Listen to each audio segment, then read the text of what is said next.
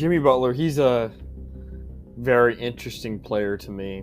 He's like, oh shoot, I don't know where to go with the ball because I haven't been able to think. It was a great series. Game 4 was one of the best games I've ever watched in my entire life. Now LeBron's a 4-time champion, and Anthony Davis gets his first. It's unacceptable. So happy when the Astros lost because it would definitely be a 2020 thing. Yeah, I was impressed by their game. Braden Point, Andre Palat, Nikita Kucherov, that was the best line in the playoffs, no doubt. Stay undefeated when they face the mighty Cowboys with Garrett Gilbert. Hey everyone, I'm Jared Sandler, and you're listening to Outsiders Opinions. What's up, y'all? Welcome to our NBA Opinions of the Week. I'm Kevin. I'm joined by the man Austin, and we're on different sides of this. There was already a trade that did happen, so make sure you look at that, as Desmond Bane was traded from the Grizzlies. You can find it easily on our YouTube page. But Austin, I'm sure someone's used this already, but it's KD called trade. You know, the boy that cried wolf, KD calls trade. It seems like there is always a rumor, and it's not just like those rumors of like, oh, they're looking to move him, like with Cat. I think there's legitimate awareness of, KD wants out of wherever he is at one point. It was with him with the Suns. I remember we were waiting constantly to see what happened, but it didn't happen until the trade deadline. It came out from ESPN that was reported he has 3 destinations. It's Miami, the Spurs, and I believe Houston. And it also there was the joke about the state income tax. None of those places have state income tax. However, does it actually happen? I'm on the side of no, who knows? The state income tax joke, I think, would be more like funny or understandable if it wasn't only 2 states of the 3 teams, because Houston and San Antonio have to have the same rules, right? So if one had it, then the other has to, because they're in the same state. But I think he does get traded. I think he gets traded by mid-July. It'll probably be after free agency happens, which I believe is the 4th of July. I think like the 1st of July is when free agency opens, but it doesn't actually like, that's like restricted free agents from like the 1st to the 4th. And then after that, I don't know if that's how they're doing it this year or not, or if it actually starts that day. I'll check. I don't know if it starts immediately. You do have the 3, so you do have that point of, they can actually start talking to players, but of course they're already talking to players. June 30th is when it opens. So that's the day before I said. So I said July 1st. It opens June 30th. So it'll probably be the 3rd that it actually is open for everyone. But I think he gets traded it's sometime in July. If it happens before the season starts, I think it officially starts in like October, right? Well, it depends if you're talking preseason or not. But if you're talking regular season, then yes, it's like mid-October when the regular season starts. I think earliest is September. It's just I just don't see teams. Or I don't think it's the team's not willing to do it. I think it's KD, and he wants to draw as much attention. Same thing with the Suns. They want to draw attention to it so they can get a good deal back for KD, which we talked about the trade landscape and trade value. You see Desmond Bane go for 4 picks, but he's young. You have KD dealing with a lot of injuries, but of course he's still a great player. So what does a deal look like roughly? That could be a reason why this trade doesn't happen. Like, what do you think the trade package is? Yeah, or just how many first round picks does it involve? How many key players? I think it depends team to team, right? Because with the Spurs, I don't think it requires that many first round picks. Because you're going to give young players, which are basically first round picks, if that makes any sense. You know what I'm saying? Yeah, absolutely. I think that's also true with Houston because they have so many young guys as well. Now, the Heat's where it gets interesting. I think the Heat would have to involve like Andrew Wiggins in it because of how much money he's involved or is expected to get. Because I believe he still has a couple years left on his contract. I'll check that. But with the Heat, I think that they probably would offer the most first-round picks. But the Spurs and the Rockets have so many young guys with a lot of talent that are going to come up soon. I think that Jalen Green, I think it'd probably be like a Fred VanVleet, Jalen Green, Tari Eason, even though I love Tari Eason, and maybe a first for KD, maybe 2 firsts for KD. But because Jalen Green and Tari Eason were already first round picks, it's not like you're giving only 2 first round picks. If that makes any sense. Yeah. And to me, first round picks are more assets, but yeah, they do want some young guys and some players positionally. It's just how much are you going to have to gut your team for KD?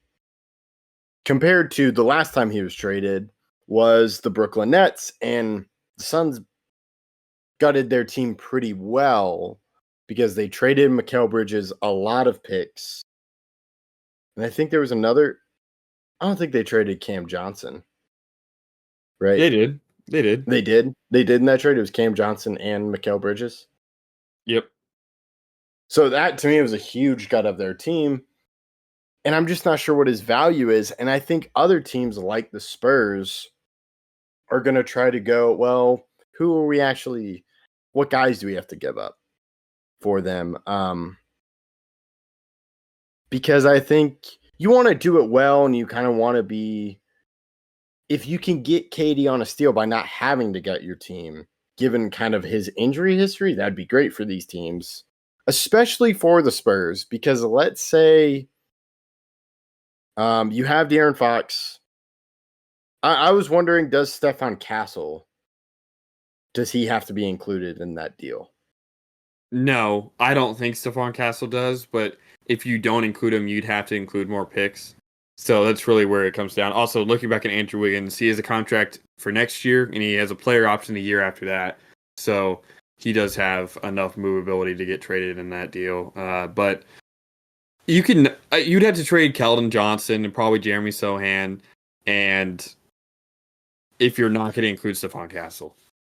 Maybe Malachi Branham as well, and then maybe a first or 2. Because if you keep Stephon Castle, you have De'Aaron Fox. That's a really well built starting 5. True, which is why I think they'll do it. I think the same thing is true for the Rockets. The Rockets were just a 2 seed in the West. If you had a KD while taking away some of your flaws, then I definitely think that they could be a really good team next year. KD continues to perform. He continues to be an extremely efficient scorer. And while he's going to miss games with injuries, I think by the time the playoffs come around, he'll be healthy. Well, yeah. So, of course, kind of the Spurs would do that if that was a framework of the deal. But the Suns, to me, could be greedy by going, no, we need I don't think Stephon the Suns have much power because KD wants out. And once you know that a player wants out, it's harder to get his value back. You make a great point, but are we sure the Suns are aware of that point? I don't think they're aware of that point. That they don't have power. I think they feel like, no, we have all the power, which is just wrong. Really, the teams trading for him have the power, and KD ultimately has the power. Yeah, I still think that they'll trade him relatively quickly. Again, I think by August he'll be traded. If you want to go, he gets traded. If you think it's before the season in September, I'll go by August to kind of make it to where our timeline is 50-50. I do think he'll get traded at the trade deadline if it hasn't happened, because it's just how long can you let this drag out? But you got to think about Brooklyn too. When he was with Brooklyn and he had demanded a trade, it did take a while for them to find that trade. And that was like, okay, is he going to get traded?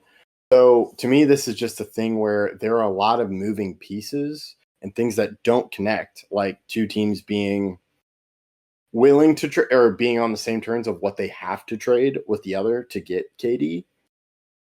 So we'll have to see what it looks like. That's why I'm like, I just don't see this happening. I think it's always like, it's just going to be talked about like, ooh, he could go here, he could go there.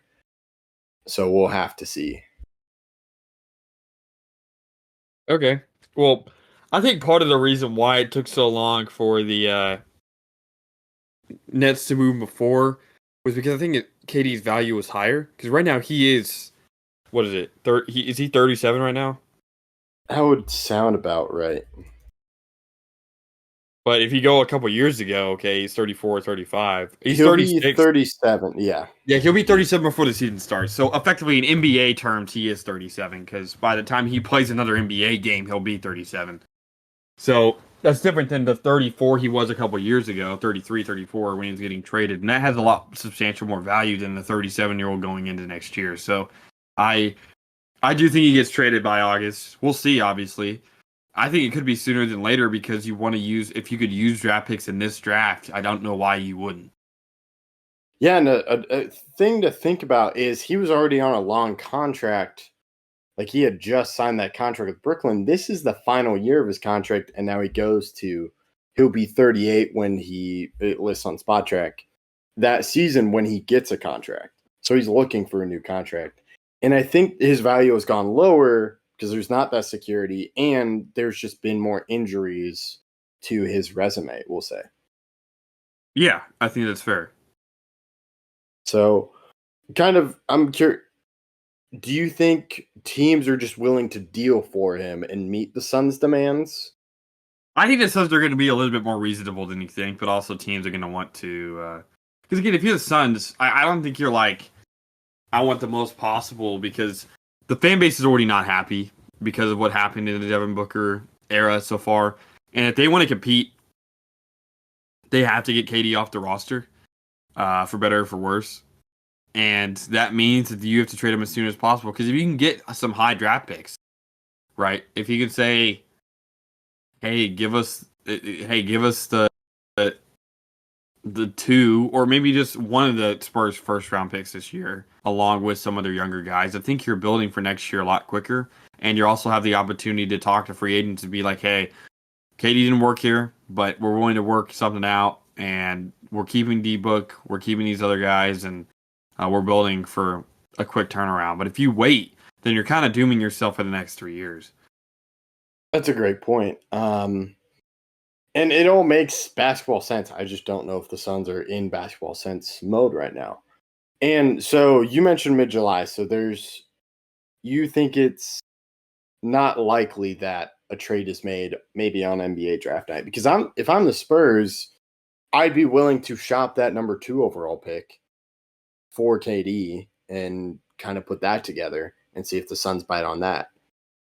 Because they probably take the point guard from Rutgers. I think it's like Harper. So that could be a nice deal. And they don't really need a point guard with De'Aaron Fox, and shooting guard is Stephon Castle. So that could just be or they trade back. And I am curious to see if that happens, but I don't see it happening for a while just because of the moving pieces. So we'll keep you updated on it. Let us know your thoughts in the comments. Or yeah, I didn't even ask you my question, Austin. Do you think, how likely is it something happens on the NBA draft night? With KD? Yeah. I would say there's a 30% chance it happens draft 30? night. Okay. Well, I'd go 5%. That's just kind of how I think this is just going to be a talking point for content creators, including us. Let us know your thoughts in the comments. We appreciate you listening to Outsiders Opinions.